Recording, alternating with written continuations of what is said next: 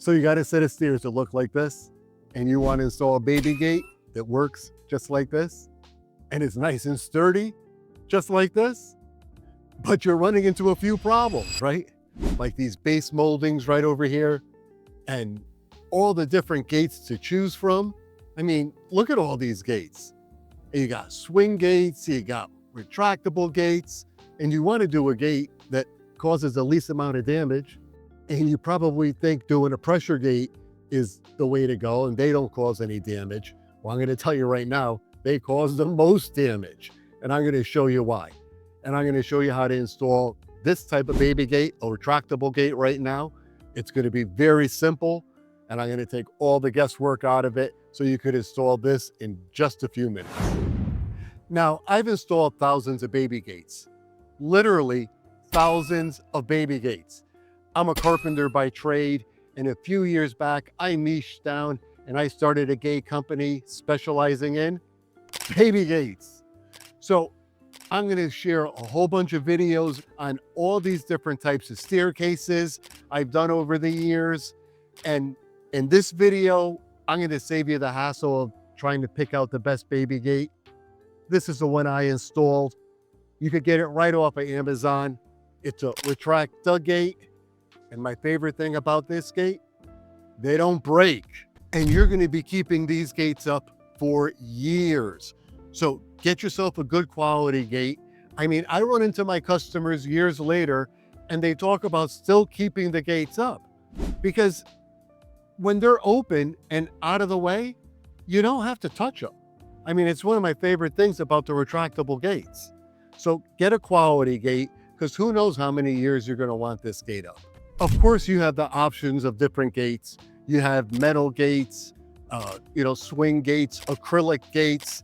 They're all a good choice. But for this application right here, the customer wants something that's going to be completely out of the way. So when they don't need the gate, they could just leave it open and they don't have to touch it all day, all week. Or if it's at grandma's house, they don't have to touch it for a month. And the gate could just sit here. Unlike a metal swing gate, where you have to open and close it pretty much every time you walk by. Of course, you have the option of a pressure gate, but I'm just going to tell you, don't do it. They cause the most amount of damage. You think that they're going to go on the wall and just be there for a little while. You have to tighten them up so much. They always dent the sheetrock. Then they tell you to put these stickers on, and then they tell you to put a screw back up. Well, what are you saving by putting a pressure gate? And they cause the most damage because they go back and forth on the floor, leaving scratches like this. So pressure gates, just off the table, don't do it. All right, so I'm going to show you how to install this retractable gate right now. And as I mentioned, I've done thousands of gates, and this is my most popular gate. There are a few things that you're going to have to buy before the installation, and very simple, furniture felt. Like I told you, we don't want to scratch the floor. And then these simple stickers that I'm going to show you that are a great time saver. And then these mounting blocks. These mounting blocks, I get them at Hobby Lobby, and I'm going to leave a link in the show notes where you can get these exact ones, along with, of course, this gate and my other gates. If you decide to go with a swing gate, I'll take the guesswork out of it for you because I've done so many. I'll leave you the links, and you could, pick and choose which one you want. Okay, let's install this baby gate. Now, this retractable gate, like most retractable gates, attaches in 4 locations. 1, 2, 3, 4. And looking at it already installed here, 1, 2, 3, 4. So that's it. It's pretty simple. But as soon as we go to start attaching, we run into the first problem. The base molding down here sticks out further than the sheetrock.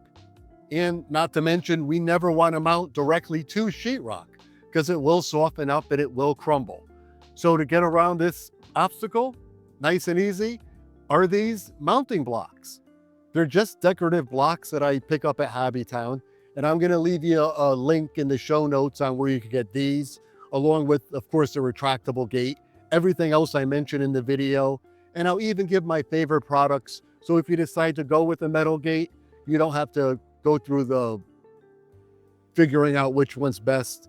I'm just going to give you the best ones that I use because I've told you I've done thousands. The mounting blocks, when they come natural, unfinished. And of course, you can mount them just like this. Or if you do what I did and you're gonna paint them, don't get fancy. Nice and simple. Little Rust-Oleum, paint and primer. It dries fast, it dries hard. That's the easiest way to go about it, a couple days ahead of time. And then you have to put in a couple pilot holes. Grab your drill and a drill bit, a couple pilot holes so you don't split it. But if you don't want to go that route, if you can't find a stud, if you don't want to try to find a stud, and you don't want to do screw holes, I have a great workaround. I'm going to show you right towards the end of the video, and you can skip this whole step.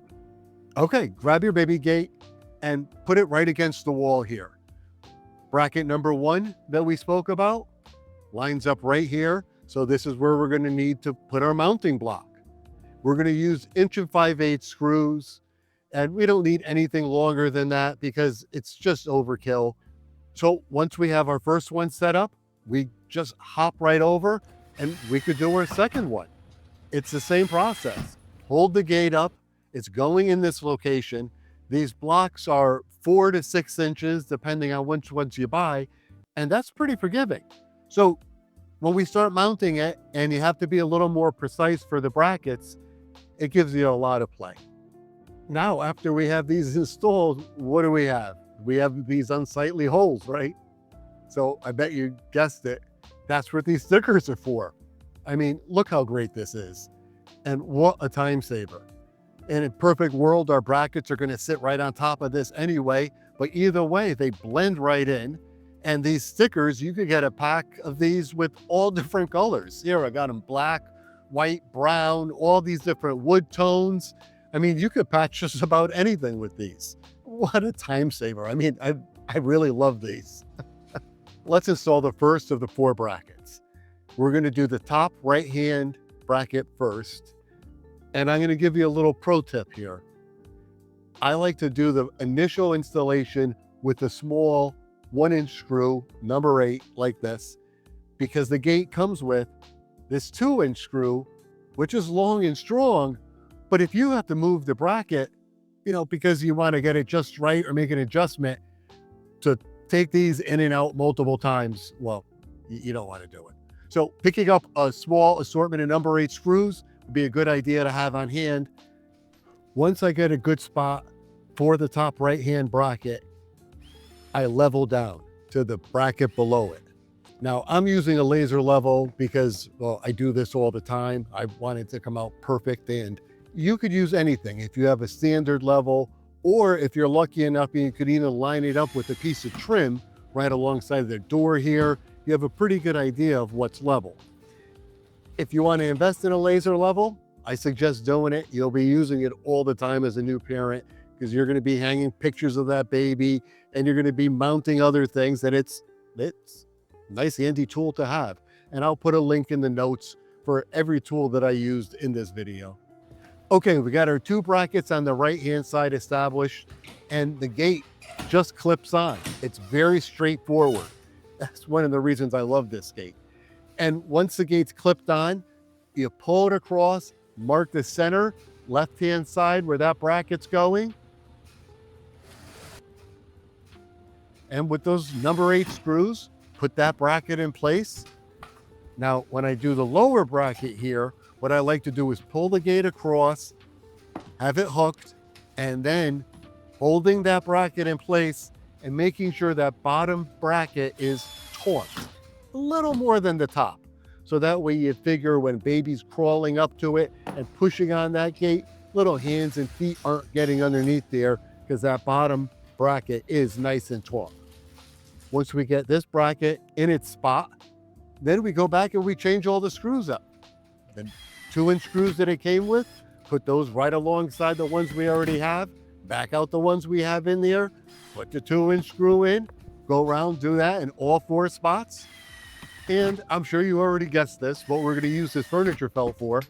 It's going to be for the underside of this gate to protect your hardwood floor. So this is only a couple dollar item, but it's a necessity because this gate is going to be sitting on your hardwood floor for years. Back and forth, back and forth. It's gonna wear out a spot. It's gonna scuff it up. And that's an expensive repair. You think a couple screw holes into the side of your sheetrock or your trim, that's a thumbful of putty. But to sand and polish a hardwood floor, that's really pricey. So get the piece of furniture felt, stick it at the bottom of your gate. You'll be happy you did. And now I'm gonna show you how to get around never having to find the stud if you don't want to. It's double-sided 3M adhesive tape. Watch this, I'm gonna show you right now. If you don't wanna try to find the stud, as I mentioned, this is a secret right here.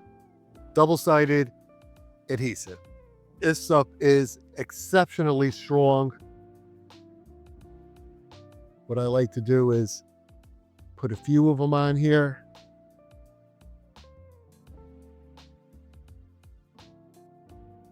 And as you put these across,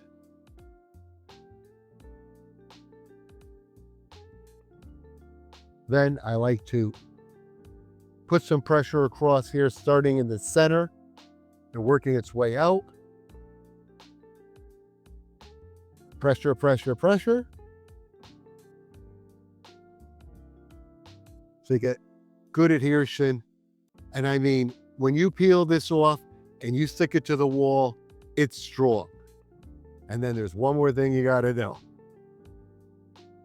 Okay, there's one more thing you gotta do. And that is a little caulk. Just take the caulk, put it around the outside of your block, and you'll never have to find the stud again. This makes it super strong. I mean, it's not coming off. Okay, now we're at the most important part. Can you guess what that is? It's hitting the like and follow. No, I'm kidding. It's testing that gate. So if you installed this gate properly, and I'm sure you did, give it a test. You got to picture your baby pushing on it. You got to picture your baby being a toddler and pushing on it. So you push on it first. If you installed it properly, and I'm sure you did, it could take it. So push hard, make sure that gate's installed properly. Give me a like, give me a follow. See ya.